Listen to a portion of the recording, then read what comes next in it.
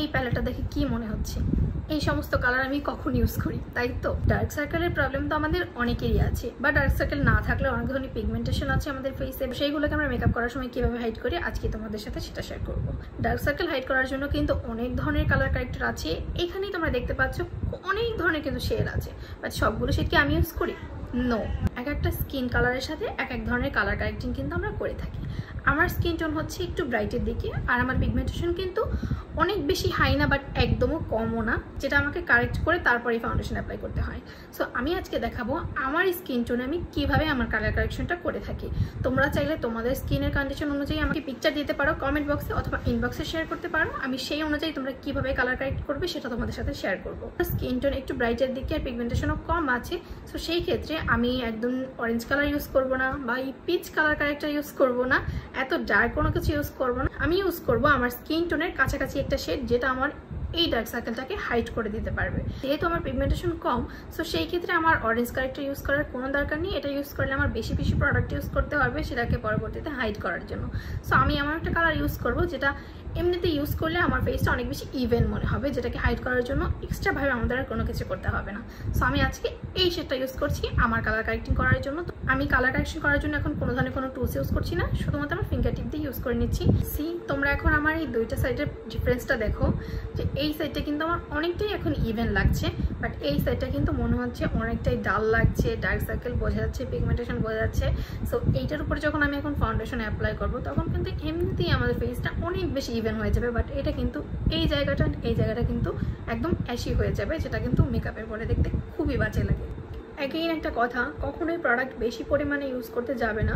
অনেকেই মনে করে বেশি বেশি প্রোডাক্ট ইউজ করলে আমি অনেক বেশি ভালো রেজাল্ট পাবো, বাট অ্যাকচুয়ালি বেশি পরিমাণে প্রোডাক্ট একসাথে অ্যাপ্লাই করলে কিন্তু পরবর্তীতে মেকআপ আরও বেশি নষ্ট হয়ে যায়, খারাপ হয়ে যায়, বা ভালো কোনো রেজাল্ট কিন্তু পাওয়া যায় না, মেকআপটা দ্রুতই নষ্ট হয়ে যায়।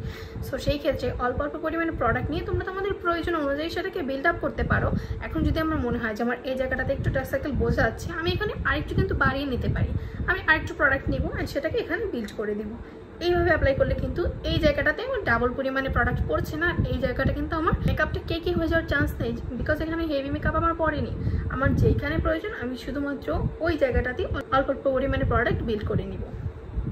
যদি আমার প্রয়োজন না পড়তো তাহলে কিন্তু আমি অ্যাপ্লাই করতাম না। আমি বেশিরভাগ ভিডিওতেই বলে থাকি মেকআপ কালো হয়ে যাওয়ার কিন্তু অন্যতম কারণ হচ্ছে কালার কারেকশন প্রপার ওয়েতে না করা। এখন কালার কারেকশন করতে বললে অনেকেই মনে করেন যে সবাই আমরা ধরে ধরে হচ্ছে কালার কারেকশন করব, বাট অ্যাকচুয়ালি কিন্তু সেটা মিন করি না। যাদের ফেসে ডার্ক সার্কেল আছে বা কোনো ধরনের পিগমেন্টেশন আছে আমি তাদেরকেই বলি। এখন এই না যে যাদের ফেস একদম ইভেন আছে তারা ধরে ধরে অরেঞ্জ কারেক্টার ডিরেক্ট ইউজ করে দাও, আমি এটা কখনো বলি না। বিকজ যাদের দরকার নেই তারা কেন আমরা অতিরিক্ত প্রোডাক্ট ইউজ করবো, আর সেটা দিয়ে আমাদের মেকআপটাকে পরবর্তীতে কী করে ফেলবো, কালার চেঞ্জ হয়ে যাবে, কিসের দরকার ভাই? এসবের কোনো দরকার নাই। তোমরা তোমাদের স্কিনের কনসার্ন অনুযায়ী মেকআপ করবে। কেউ বলেছে মেকআপ এভাবে করতে হবে মানে এভাবে এই স্টেপে ফলো করে মেকআপ করবে, একদমই দরকার নেই। মেকআপ ওইভাবে স্টেপ বাই স্টেপ হয় না। তোমরা যেভাবে কমফোর্টেবল, যেভাবে তোমাদের ইচ্ছা, যেভাবে তুমি ভালো রেজাল্ট পাও তুমি সেইভাবে মেকআপ করবে। আলাদা করে কে কি বললো না সেভাবে না। মেকআপের রুলস রেগুলেশন অবশ্যই আছে, টিপস অ্যান্ড ট্রিক্স অবশ্যই আছে, তবে সেগুলো কোনো ধরা বাঁধার নিয়মের মধ্যে নেই। তোমরা একটা ভালো রেজাল্ট পেতে হলে তোমাদেরকে টিপস অ্যান্ড ট্রিক্স ফলো করতে হবে বা রুলস রেগুলেশন মানতে হবে। তবে এখন আমি বলেছি আগে কালার কারেক্টার, ফাউন্ডেশন, তারপরে কনসিলার, এভাবে দরকার নাই। তোমরা চাইলে কালার কারেক্ট করে যদি ফেসটাকে বেশি ইভেন করতে পারো তাহলে তোমরা ওইভাবে বের হয়ে যেতে পারো, একটু পাউডার দিয়ে সেট করে। তার জন্য এক্সট্রা করে তোমার ফাউন্ডেশন, কনসিলার এসবের কোনো দরকার নেই।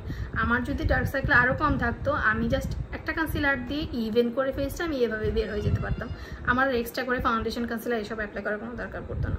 কেউ বলেছে স্টেপ বাই স্টেপ এই মেকআপ করতে হবে, এভাবে করার কোনো দরকার নেই। তোমাদের প্রয়োজন পড়লে তবেই তোমরা কালার কারেক্ট করবে বা তবেই তোমরা সেভাবে মেকআপ অ্যাপ্লাই করবে। মেকআপ অ্যাপ্লাই করার ওভাবে ধরা বাঁধা কোনো নিয়ম নেই।